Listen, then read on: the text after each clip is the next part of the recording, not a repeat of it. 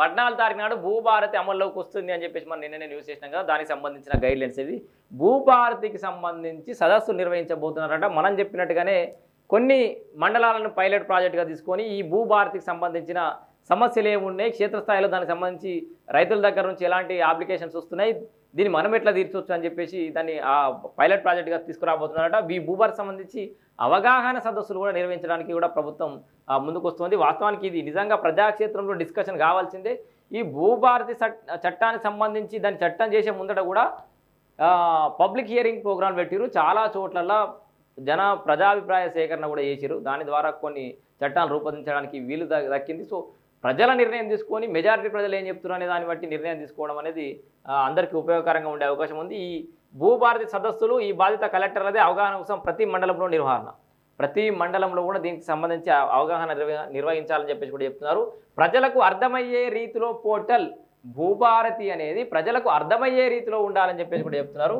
సమస్యల పరిష్కారానికి అప్లికేషన్ల స్వీకరణ, 3 మండలాల్లో పైలట్ ప్రాజెక్ట్, భూభారతి సమీక్షలో సీఎం రేవంత్ రెడ్డి అంటుండు. సో రేపటి నుంచి అంటే ఈ నెల 14 నుంచి అమలు కానున్న భూభారతి పోర్టల్పై ప్రతి ఒక్కరికి అవగాహన కల్పించేలా మండలాల్లో సదస్సులు, వివిధ రూపాల్లో కార్యక్రమాలు రూపొందించాలని ఈ బాధ్యత జిల్లా కలెక్టర్ తీసుకోవాలని ముఖ్యమంత్రి రేవంత్ రెడ్డి ఆదేశించారు. ప్రజలు, రైతులకు అర్థమయ్యేలా సులభమైన భాషలో పోర్టల్ ఉండేలా చర్యలు తీసుకోవాలని సూచించారు. భూభారతి ROR 2025 ROR 2025 రూల్స్పై శనివారం సీఎం రేవంత్ రెడ్డి, రెవెన్యూ శాఖ మంత్రి పొంగులేటి శ్రీనివాసరెడ్డి అధికారులతో సుదీర్ఘంగా సమీక్షించారు. ఈ సందర్భంగా అనేక నిర్ణయాలు తీసుకున్నట్టుగా కూడా మనకు కనబడుతోంది. సో దీని మీద ఏం చేయాలంటే గతంలో చిన్న ఉన్నప్పుడు పల్లెటూర్లలో గ్రామ పంచాయతీల కాడ అవేర్నెస్ ప్రోగ్రాంలో స్కిట్ల లాగా చేసుకుంటా అంటే జనాలను ఆకట్టుకునే విధంగా చెప్పే ప్రయత్నం చేసేటోళ్ళు ఏది కానీ. ఇప్పుడు కూడా అదే భూభారతికి సంబంధించి రైతులు 2-3 రైతుల క్యారెక్టర్ పెట్టురి, ఎవరికి సమస్యలు వచ్చినాయి, ఎవరికి ఎట్లుంది అని చెప్పేసి చూపెట్టురి, అవన్నీ కలిపి ఒక స్కిట్ల లాగా చేయరి, అవగాహన సదస్సు పెట్టరు. ఏదో గవర్నమెంట్ ఆఫీసర్లు వచ్చిరు, ఏదో జరుగుతుంది అని చెప్పేసి భయంగా వేయి కూర్చునే కంటే మంచి వాతావరణం ఏర్పాటు చేయాలి. గుడ్ అట్మాస్ఫియర్ అక్కడ క్రియేట్ చేస్తే వాళ్ళు కూడా వినడానికి ఆసక్తి చూపిస్తారు. రైతులు కూడా అక్కడ ఏ సమస్య జరుగుతున్నాడు స్టేజ్ మీద ఉండి ఓ మల్లయ్య రైతు, ఎల్లయ్య రైతు, రాజయ్య రైతు ఉన్నాడు, వాళ్ళకి సంబంధించి గట్టి పంచాయతీ గిట్లు ఉంది, దీన్ని ఎట్లా సాల్వ్ చేస్తాం, ప్రభుత్వ అధికారి ఏం చేస్తాడు, వాళ్ళు ఎవరెవరు ఎక్కడికి అప్పీలు పోవాలి, గిట్ల ఏమైనా చేస్తే జనాలకు కొంచెం అర్థమవుతుంది. ఏదో ఇంగ్లీష్లో 4-5 పదాలు మాట్లాడినావా, నువ్వు ఎంఆర్ఓ అయినాం, ఆర్డీఓ అయినాం, నాకు ఇంగ్లీష్ వస్తుందని ఇంగ్లీష్లో మాట్లాడిపోతే రైతులకు అర్థం కావాలి కదా. భూభారతి ఏం చెప్తోంది, భూభారతి రూల్స్ ఏంది, సమస్య వస్తే ఎక్కడికి పోవాలి, ఎవరిని అప్రోచ్ కావాలి, అప్పీల్ వ్యవస్థ ఎట్లా ఉంది, భూభారతికి సంబంధించి ఇట్లాంటి కార్యక్రమాలు రూపొందించాలని చెప్పేసి రాష్ట్ర ముఖ్యమంత్రి రేవంత్ రెడ్డి చెప్పిండట. దానికి అనుగుణంగా అధికారులు ఒక ప్రోగ్రామ్ డిజైన్ చేసి అన్ని మండలాలలో కూడా ఈ అవగాహన సదస్సులు చేస్తే సో భూభారతిలో కూడా ఇప్పుడు 100% భూభారతి 100% అండిగా సమస్యలు మొత్తం సాల్వ్ చేస్తుందని కాదు, ఎవరు చెప్పరు అట్లా కూడా. ఇప్పుడు ఒక క్లారిటీ వచ్చే అవకాశం ఉంది. సో ఎక్కడెక్కడ ఎలాంటి సమస్యలు ఉన్నాయి దానికి వీళ్ళు కొంతవరకు అయితే రూల్స్ ఫ్రేమ్ చేసిరు.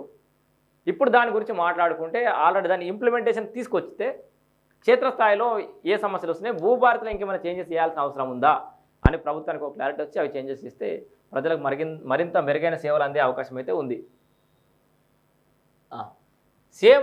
సీఎం మాట్లాడుతూ రాష్ట్ర వ్యాప్తంగా భూభారతి చట్టం అమల్లోకి రాగానే 3 మండలాల్లో పైలట్ ప్రాజెక్టుగా సమస్యలను అధ్యయనం చేయాలన్నారు. సీఎం సమీక్షకు ముందు రెవెన్యూ శాఖ మంత్రి పొంగులేటి శ్రీనివాసరెడ్డి సైతం భూభారతి రూల్స్పై 3 గంటల పాటు అధికారులతో చర్చించారు. ప్రజలకు సౌకర్యంగా ఉండేలా భూభారతి పోర్టల్ అందుబాటులోకి తీసుకొచ్చేలా సీఎంఆర్ఓ పీడీ మంద మకరంద్ నేతృత్వంలో ఎన్ఐసి టీం పనిచేస్తున్నది. అయితే రూల్స్కు అనుగుణంగా ధరణి పోర్టల్ భూభారతిగా మార్చే పనులు వేగవంతంగా జరుగుతున్నాయి.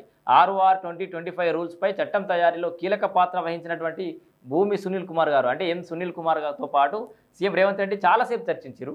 సో అమలు సాధ్యాసాధ్యాలు వెసులుబాట్లపై డిస్కస్ చేశారు. సమీక్షలో సీఎంఆర్ఓ పీడీ మంద మకరంద్, ముఖ్యమంత్రి ప్రధాన కార్యదర్శులు V Seshadri, Chandrasekhar Reddy, CM joint secretary Sangeetha Satyanarayana, CMO OSD Vemula Srinivasulu, revenue శాఖ కార్యదర్శి జ్యోతి బుద్ధప్రకాష్, రెవెన్యూ న్యాయశాఖ సీఎంఓ అధికారులు పాల్గొన్నారు. అయితే రేపటి నుంచి కొత్త వెబ్సైట్ కూడా అందుబాటులోకి వచ్చే అవకాశం ఉందని కూడా చెప్తున్నారు. ఒకసారి చూద్దాం. రాష్ట్ర వ్యాప్తంగా సోమవారం సాయంత్రం నుంచి రేపు సాయంత్రం నుంచి కొత్త వెబ్సైట్ అయితే అందుబాటులోకి రాబోతోంది. ROR 2025 చట్టం నిబంధనల మేరకు రెవెన్యూ అధికారులు పనిచేయనున్నారు. రైతులు ఎదుర్కొంటున్న సమస్యలను అధ్యయనం చేసేందుకు మాన్యువల్గాను దరఖాస్తులు స్వీకరించినట్లు సమాచారం. సో ఈ సోమవారం సాయంత్రం నుంచే భూభారతి అమల్లోకి వస్తుంది. మీకు కొత్త రాష్ట్ర ముఖ్యమంత్రి రేవంత్ రెడ్డి ఫోటో కనబడుతుంది, రెవెన్యూ శాఖ మంత్రి పొంగులేటి ఫోటో కనబడుతుంది కావచ్చు. సో అవి కనబడి దాని భూభారతి అనేది దాని మాడ్యూల్స్ ఏమో దాని ఆప్షన్స్ ఏమి పెట్టారు అవి కనబడతాయి. కాకపోతే దానికి సంబంధించి ఇంకేమైనా సమస్యలు ఉంటే కూడా మాన్యువల్గా లిఖితపూర్వకంగా కూడా దరఖాస్తులు ఇవ్వాలి. దాని ద్వారా ఈ భూ సమస్యలకు సంబంధించి అధ్యయనం చేయడానికి ప్రభుత్వానికి కొంచెం వెసులుబాటు వస్తుందని చూస్తారు. దీని ద్వారా మెరుగైన భూ పరిపాలన తీసుకోవాల్సిన అవకాశాలు కొలికి రానున్నాయి. అయితే సమస్యల అధ్యయనానికి 3 మండలాల్లో చేపట్టే పైలట్ ప్రాజెక్టుకు ఇక్కడ కూడా గుర్తుపెట్టుకోవాలి, ఇంపార్టెంట్ లైన్. సమస్యల అధ్యయనానికి అంటే భూమికి సంబంధించిన సమస్యల అధ్యయనానికి చేపట్టే మండలాల్లో చేపట్టే పైలట్ ప్రాజెక్టులకు మళ్ళీ అది వేరు. పైలట్ ప్రాజెక్టులకు భూభారతి చట్టానికి సంబంధం లేదు. సో అది వేరు ఇది వేరు. ఇక ఇందిరమ్మ ఇళ్లతోటి అదేంటి దందా చేస్తే కేసులట. సో దాని గురించి కూడా చేద్దాం మనం.